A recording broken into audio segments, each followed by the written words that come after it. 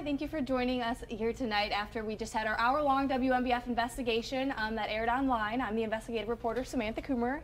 Tonight we're talking about untested rape kits, and I'm joined here today by Tina Toth, with the counselor at the Rape Crisis Center, as well as Anna, a sexual assault survivor, and Representative Mandy Powers-Norrell, who is an advocate for sexual assault changes throughout the state. And so we all watched this just together, and so we're kind of gonna start here by just going over some of your guys' initial reactions. We interviewed two of you for the piece. We had you during the entire process, so you guys knew kind of what we were doing along the way. But after seeing that, what are some of your initial reactions? My first reaction was just the similarities between mine and Madison's stories were shocking to see. Flipping back and forth was really hard to watch as well. It's the first time hearing myself speak on the subject. Yeah, and we're so grateful for you to share it and then listen to it. I'm sure that's so challenging as well, but I think it really added, you know, conveying what those kits really meant is what we wanted to show. So thank you so much for doing that.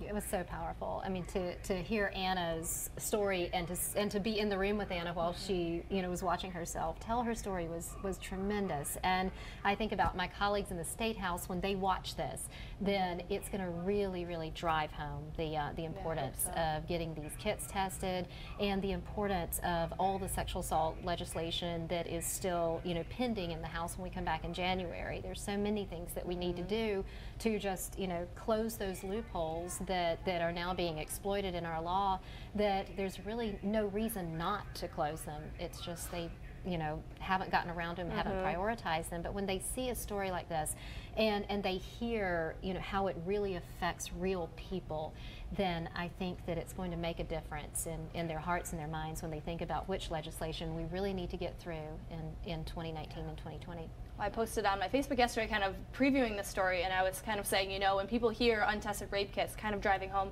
this isn't just a victim's issue, this isn't just a female issue, this is really a public safety issue. And I don't think we got to include it in the piece, but when I talked to the Joyful Heart Foundation, who has endthebacklog.org, she had this line where it was like, when I think 15,000 kits, I think 15,000 people sitting on those shelves. So really understanding that that was a 4 to 6 hour exam, and that is a piece of the person in there. Now, Tina, you kind of deal with rape kits throughout the entire process as you deal with, you know, the victims and then the police. What was your reactions from watching that? The scope of the problem is so huge, you know, and it's such an important issue. The process of evidence kit collection is so harrowing. Going through that process, being unable to have a drink of water for several hours while you're waiting for swabs and things like that. You know, it's so important and critical what people are going through in the process of that exam. It can be re-traumatizing on its own after a horrific experience. So the scope of the problem is very large, and I'm really hopeful with what's going on in North Carolina. So solutions exist. We have a model for a path forward so that we can hold perpetrators accountable and get justice for the victims that so deserve it. Yeah, and now we kind of mentioned, we talked to you before the bill in South Carolina kind of passed through the House, but you know, we have these ideas out there and we have this awareness, but what do you think, how can we, South Carolina, almost become North Carolina or take those steps, do you think? Well, you know, Representative Gilda Cobb-Hunter's bill came through the House at the end of session this year, and so it'll be in the Senate next year. I was a co-sponsor of that bill. I was the primary sponsor last year. Last year I got a lot of pushback from law enforcement because they said it's inefficient, we won't be able to test all of these kits, and we did change the bill a good bit this year to make it more of a tracking bill than a mandatory testing bill. But one of the big things is we need to know how many kits are being produced, because there's no requirement right now that local law enforcement agencies produce their kits to a lab such as SLED to be tested. So there are some that may just have kits on the shelves that never factor into any numbers at all. So I'm hopeful that when it gets to the Senate that they will prioritize it. But as y'all reported, the number of women in the Senate is very low. It's pathetically low. And unfortunately, it is you know, women who push these bills, as we've seen based on the sponsors of the bills. And so I'm hopeful that that we'll senators and House members respond to their constituents. So one of the big things that we need is for constituents to call their senators and tell them, this bill is a priority to me personally. I want you to make sure it gets through in the next year, because if it doesn't get through next year in 2020, it'll have to start all over again in 2021. Oh wow, so explain that process. Now the bills have a little... Yeah, the legislative calendar is every 2 years. So a bill that didn't get through by May 8th was our last day this year. So if a bill didn't pass both chambers by May 8th of 2019, it cannot come back. It can't be considered until January, but it stays in the queue. After the May, whatever the first Thursday in May is, or the second Thursday in May in 2020, if it hasn't passed by then and is headed to the governor for his signature, then it will have to start completely over, because we'll have another election in between and new members will be sworn in. So anything that doesn't pass by that date is dead and has to start again. Now, one of the topics that, as we were kind of reporting this and uncovering things, was this idea of anonymous kits. And a lot of people, differ of if those should be tested and what should happen to them. And so, and I know you submitted yours anonymously, right? And so what are your thoughts after you watch that, and kind of as we've made you think about it more about that kit and, if it's tested, if it's destroyed? I personally think no matter what, even if they are anonymous, they need to be tested, because in the end, that's still someone out there that has a criminal charge that they should have to answer to.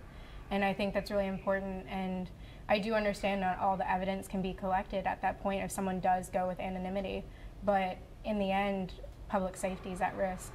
And if we can get our departments to actually trust in the survivors and show that support, more people will most likely come forward. Now, Tina, as you're dealing with survivors at, the center, they have to have that choice kind of immediately after, and what are those feelings that are going through their heads when they're telling you about what happened? It is such a big ask to be through a traumatizing experience as a survivor, and then be faced with being in the hospital, having the kit collected, and be faced with the decision to, oh my gosh, am I going to cooperate with law enforcement? How long is this process going to take? What are these hard questions they're going to be asking me, so that they can collect all the information they need to do their jobs and present to the solicitor? It's a rigorous process, and it's too much to ask right after a major trauma has occurred. So I think it's really important that we allow that 365 days, and your special did a fabulous job of explaining how that evidence is important even after the 365-day mark, because there is still evidence representative of a predator in those kits that represent people. And as your special mentioned, there are often serial rapists out there. If perpetrator does this one time, there's a good chance they've done it multiple times. So we may be able to link cases together, and even if, for example, Anna, in your case, one victim doesn't move forward with the criminal justice process, it may be something where that person could be interviewed as a character witness later and support another case. So it all creates a community of accountability. Now, this special focused a lot on untested kits, but when you're deciding to report, or you're deciding to go through the entire rigorous process, there's a lot of other factors at play, especially, like societal pushback. And I know you've heard from a lot of survivors, you deal with survivors, you've gone through that decision-making process yourself. I kind of want to talk about some of those other obstacles that survivors have to face when they're choosing what to do now. I think my biggest pushback that I got when I went to the hospital, something that an officer said to me, the one that actually came to Coastal's campus and talked to me from the surrounding area, not to name the department just because I hadn't reported on the mistreatment, but I was told that it would be my fault if he raped someone again. And to be told that before I went and got my rape kit done, I told her to her face that I would probably risk killing myself if I had gone forward just due to the mental stress. And for her to come back at me with that, definitely with it being a female officer, I was shocked, and it pushed me to not even want to go through the process, because if I was already getting that treatment before even making that decision, what treatment would I get moving forward? And I think that officers just need to become more trauma-informed care trained too, because like we saw in the special, going from a red shirt to a blue shirt, that's actually rather common with PTSD and with trauma. And to understand that and have that slight comprehension, I think, can help the process and help move it forward to a better place. Wow. Yeah. Is that kind of some things you guys hear along the way too? Tremendous pressure, just that I could absolutely support, and I know many other people that feel similarly. It's a lot of pressure to make that big decision, and throughout the criminal justice process, it's not a quick thing. Life is held up, healing is held up for years beyond the original incident. And in the case of students, for example, that have the unfortunate experience of a sexual assault in college, you know, they may not be from this area. They may not have intentions of staying in this area, and yet that violent crime may tie them to this area until the case goes to trial, if it ever does. And I think your decision is like completely valid and should be supported at every level. So you know, what you described is probably somebody who had good intentions, but at the same time needs to be more informed in how to deal with victims. Well, I think conversations like these can help too, because then you talk to the law enforcement and they are like, well, you get frustrated because they want to, you know, help, but then they feel like, and so understanding where both sides are coming from is why you don't want to report. Now, as we've had people kind of tuning in, we've had some questions come, so I'm just going to read some here. Okay. I'm going to take a moment. Sarah's question is directed towards Representative Mandy Powers-Norrell, and now this is something that you seem extremely passionate about, and so the question is, where does this passion kind of come from? I am on the board of my local rape crisis center, and before I was on that board, I didn't know a lot about it, but I've been on the board for about a decade now. And my freshman year in the House of Representatives, I introduced a bill called Aaron's Law, and Aaron's Law requires sexual abuse education at every grade level. So it's always age appropriate. So it's like at kindergarten, you're taught no one should touch you in a place that your bathing suit covers, or no one should touch you in a way that makes you feel uncomfortable, because we'd always had this situation where teachers and counselors at schools were mandated reporters, but nobody told the kids that. And I have friends who were victims of childhood sexual assault, and they told me several things that really stuck with me. And one was, school was the only place I felt safe, but I had no idea I could tell my teacher what was happening to me, and they could help make it go away. And what happened at home was what I thought was normal. That's your definition of normal. So I introduced that bill in my freshman year and got it passed. And so I hear from administrators and teachers every year about predators that they were able to help get prosecuted because they taught Aaron's Law and the child reported at school. So if I never do anything else in the House of Representatives, that will just be like my most favorite thing I've ever done, because it's made a real difference. And so as I've done this, people will come to me and disclose things that is just, it's so humbling that they would trust me enough to disclose. And survivors of sexual assault, and as they tell me things, I think, wait, we should have a law to handle this. We should have a law defining consent, for example. Yeah. We don't have a law defining consent in South Carolina, so everybody's just walking around with their own definition of what consent is in their heads, and we know that people have very different definitions of consent. So every time I file a bill, I hear from more survivors of sexual assault to say, I wish your bill covered this. So then I file another bill. And so I just have several in the pipeline now, just from the people that I've met and the survivors that have educated me about the issues that we have in South Carolina that have gone unaddressed for generations. It's like the eye scope just keeps getting bigger, and you realize how much bigger of a problem it is as more people come. We're going to take another question now, and so Julie wants to know about how much these rape kits cost. And so in the special we kind of said it kind of depends based on the work and everything, but it's about $1,000 per kit just to test it. Yesterday we did a little special beforehand, Slate kind of covers the cost, and the untested kit, just when they're bringing them out, is about $7 only, so it costs them $15,000, I think they said, to stock 2,000 kits. But testing of one is $1,000, and so that is a cost. Well, we did, a cost is a hurdle then if we want to start testing all anonymous kits and all kits in general. Has there been any discussions about where revenue funds could come from? Well, I mean, when you think about the cost to society to have predators out there, it's a bargain. It's a bargain at 10 times the price if we can get predators off the streets. So we haven't really gotten to that. SLED has said that they would like to have a new crime lab, and this was the bill that I filed last year was part of the justification for the new crime lab that they've requested, but they don't need necessarily a new crime lab just for the testing of the rape kits. That would have been a very expensive part of our budget, and we did not approve that in last year's budget. But it's something that, you know, that's a drop in the bucket. The cost to test rape kits is very, very small.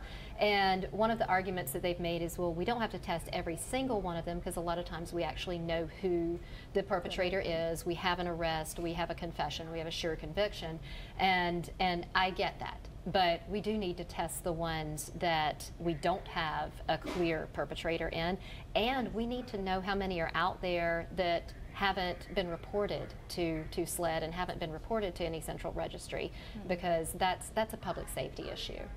Yeah, what do you guys think about that? I absolutely agree. I think it's really important because when you think about the cost to the victim for the lifetime after a trauma occurs, a sexual assault occurs, you know, thankfully services like the Rape Crisis Center offers are provided at no cost.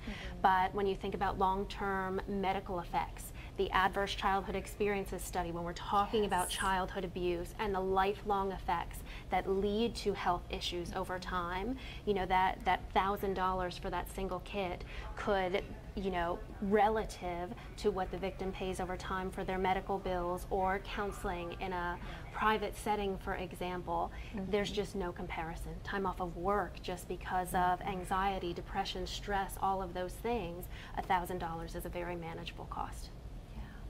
For me, I think a lot of that comes down to being a student when that happened. The classes that I missed, it's about $200 a day for a class that I miss when you break down tuition. And so to me, $1,000 for me to be going to school and have this happen and have my safety at risk, it doesn't seem like that big of a deal because my loans are much greater than that. And the loans that I've taken out, I now associate with such a negative experience that has tainted my college experience. And then on top of that, going through EMDR therapy and going to cognitive therapy, different sessions like that, if I didn't have insurance, I wouldn't be able to afford them. And now we've seen stats out there that rapists don't just rape once. There's, you know, a lot of them are serial rapists, but also they're also committing, you know, minor crimes along the way. And so to get a conviction and a hit from one of these kits also saves money from law enforcement itself from having to keep going after all these different crimes that one individual is creating too. So there's a lot of different costs associated. Let's see if we have any more questions here. We do. Sheila wants to know, how long will it take once legislation is enacted to catch up on this backlog? I don't have an answer for that. It's, you know, SLED tells me now that they test 71% of the kits that come into them, but we don't know how many kits don't come into SLED. There are, I think, 2 or 3 law enforcement agencies in South Carolina that have their own labs where they test their own sexual assault kits. So, but we don't know about the smaller law enforcement agencies and how many they may have sitting on a shelf. And to me, that's the bigger issue, is getting all of them to a central lab.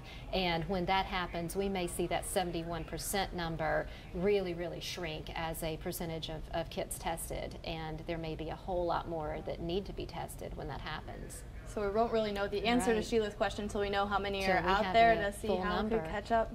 Because I know North Carolina was faced with 15,000 different ones, and they had to outsource to private labs because, you know, the backlog would have taken years to solve. I mean, they're still chipping away at it, but that could possibly have to be something if South Carolina gets to that point too. Let's see if we have any more questions. We also got a comment from Susan about the documentary I Am Evidence, which I know I've talked to you about. And we've also, through this investigation, have several people mention The Hunting Ground, which is a great Netflix documentary, I believe. Have you guys seen these documentaries? I guess I just admitted I both have seen them. And are there others that people should watch if they want to learn more? So have you guys seen either The Hunting Ground or I Am Evidence? I've personally watched both.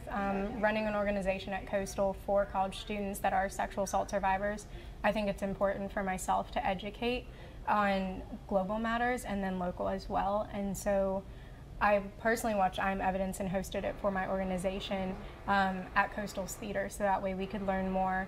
And I could tell just from the drive and the information in it how angry some of our survivors and also our allies got, as well as watching the hunting ground based mostly on a college campus and how much a college campus becomes this predatory ground. And on an assault that wasn't covered for me in tonight's episode, I was also a victim from a student as well who was a serial rapist on our campus. And so to have that happen after watching the hunting ground and recognizing those traits, it's shocking how many people can be secretly hiding that part of themselves. And we talked about this when we were watching, that, you know, college campuses really don't want people to, they don't want their numbers to really get out because their ranking is based in large part on the safety of their campus. So one of the bills that I have that's in the being considered by the House Judiciary right now is a bill that would require all college campuses, public and private, to produce their numbers of sexual assaults that they investigate on their campus, because right now the only college campuses that are subject to the Freedom of Information Act are publicly supported colleges. So all of our private colleges, or all of them that I know of in South Carolina, withhold that information when requested. So it's impossible to know how many sexual assaults they investigate on their campus, and they really don't want us to know these things because they don't want those numbers to get out and cause their campus to look like an unsafe place. Mm-hmm. Now, did you get part of that question that we did? Do you guys have any other suggestions of documentaries or things? I know those are two of the main great ones. One of the resources that we use heavily at the Rape Crisis Center, certainly in our volunteer trainings and to explain the criminal justice process, is the book Lucky by Alice Sebold, which is a nonfiction work. So Alice Sebold is also the author of The Lovely Bones, which is fiction, which was turned into a movie. But it does document an on-campus rape experience and then a delay from the time of the sexual trauma to encountering the perpetrator on the street and then moving through the criminal justice process. So that book itself is a really wonderful resource. I think we've got another question in here. We just got one from Gabby on Facebook wondering, what rights does a rape victim who at the time was a minor at the age of 14, what right to see her offender in jail without the offender's permission? Do you guys do you know the answer? I'm not quite sure I understand the question. Do you have a? The only thing I am gathering from that particular question is that, you know, if someone was a minor, I think there's an allusion to statute of limitations. How much time do they have to report to the criminal justice system? And I think there's also a civil piece in that as well, because beyond 18 years of age, you can pursue a civil case with a sexual assault as well. So it's not limited to the criminal justice system, and my understanding, though I'm not a legal expert, is that the burden of proof is somewhat less in a civil case. Right, and with a civil case, it's very hard to I mean, you look at, you know, you clearly have damages, you clearly have a lesser burden of proof. That's you don't have the beyond a reasonable doubt burden of proof. You just have the preponderance of the evidence. But then you think, well, as a victim or as a survivor, what would I put myself through to pursue a civil case and be very unlikely, because insurance doesn't cover these kinds of things, and even if you win, you might have a judgment against the perpetrator, but it's very often not collectible. So it would be a matter of putting yourself through a lot of trauma again to get an uncollectible verdict. Right, and again, that doesn't involve jail time necessarily. No, it doesn't. Not in a civil not case. in a civil case. Now, we talked about there is no statute of limitations in South Carolina, so if you were sexually assaulted at 14, still kind of grasping with it at 18, you could go back? There is a statute of limitations for marital rape, though. It's 30 days. So 30 days. Right. If you are raped by your spouse, then you must report that within 30 days. I have a bill to fix that. But it's a and it has to be aggravated rape, and so in South Carolina, if you are raped by your spouse, you have to report it very, very quickly. And that ties right back to the amount of pressure right after a trauma occurs, just because it's your wife, husband, partner that happens to be the perpetrator of that rape. still a tremendous amount of pressure to decide. And then when you're married, my goodness, there are so many other ties financially, legally to that perpetrator. Are you prepared to report to law enforcement and pursue criminal charges? It's a complex issue, and it's a lot of pressure in that time limit. And it's a very arcane law to require a victim to report within 30 days. Now with that pressure and those statute of limitations ties into the destruction of them. I know when we told you this is something you didn't know, and you kind of gasped when we told you. Yes. That, you know, that they could be. And so kind of, do you think they should be, you talked about how you think they should all be tested. Do you think there should be a time limit for destruction? I think there should, but I don't believe it should be 365 days, for sure.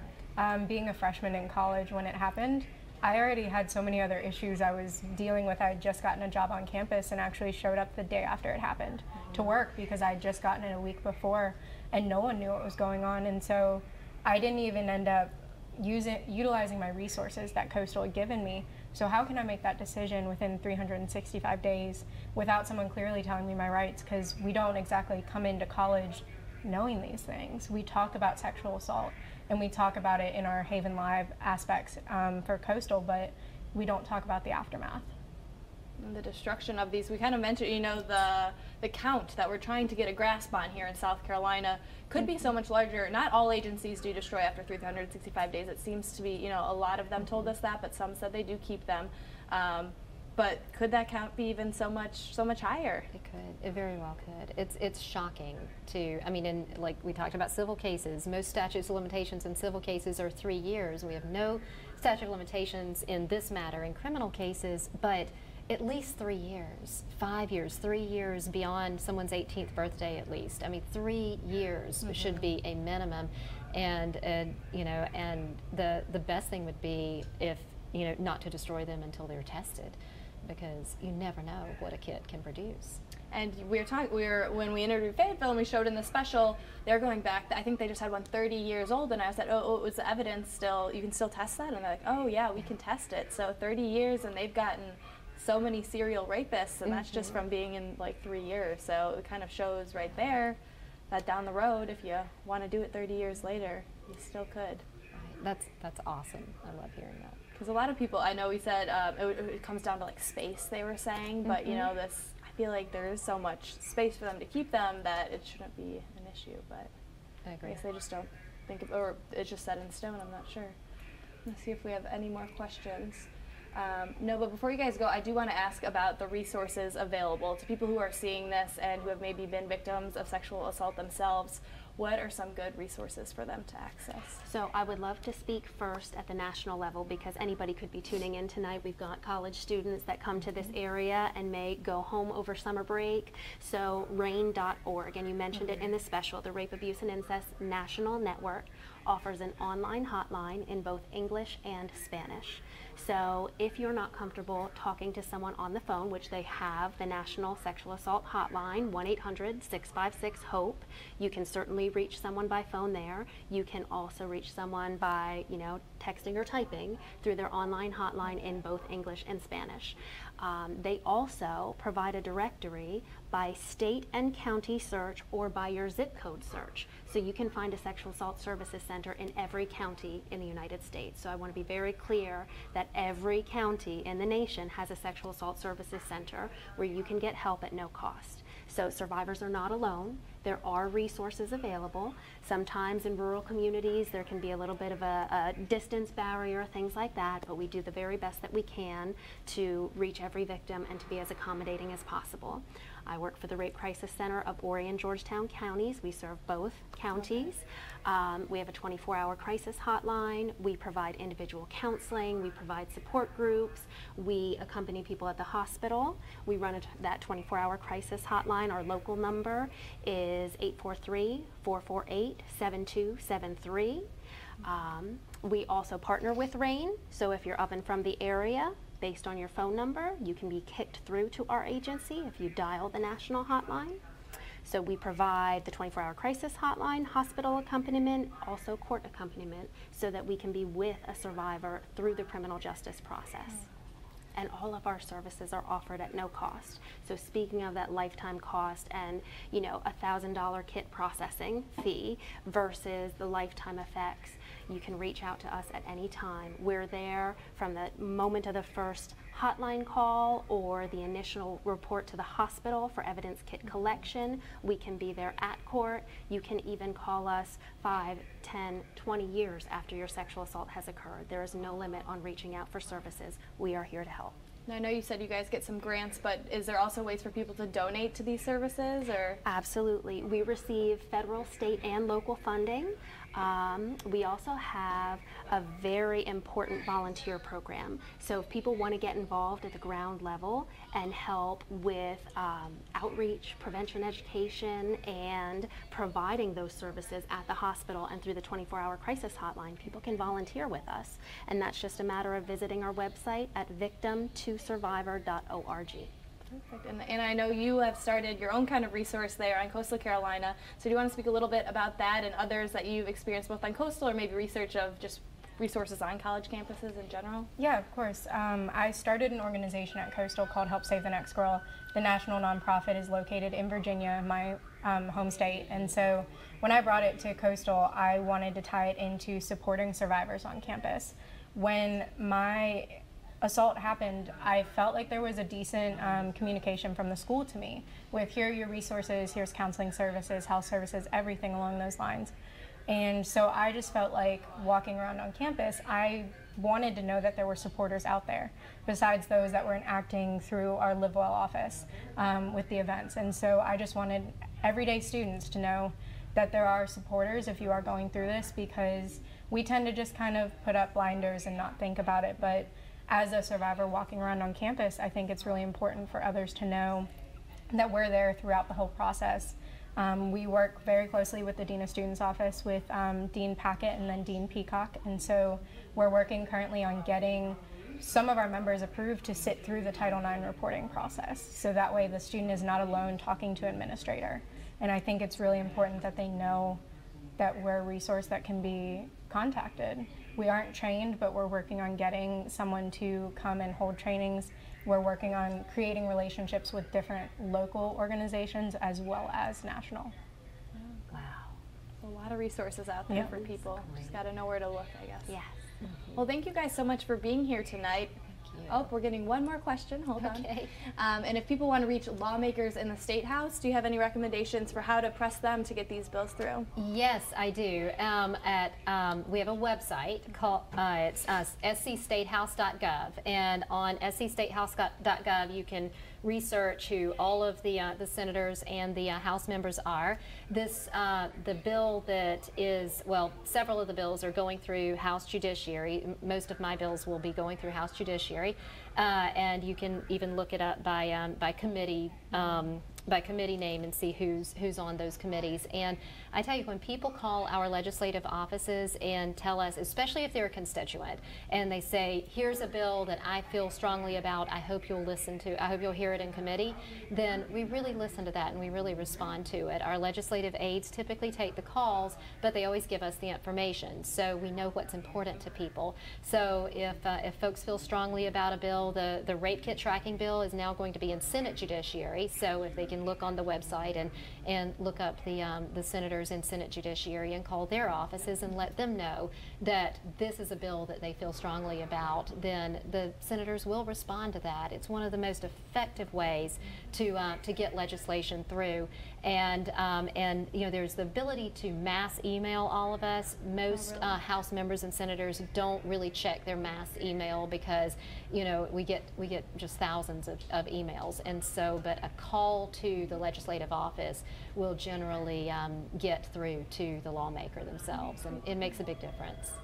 Well, thank you guys all for being in the piece and being here watching it with us and helping, you know, provide that all additional information. I think a lot of people will get a lot from it, so thank you so much.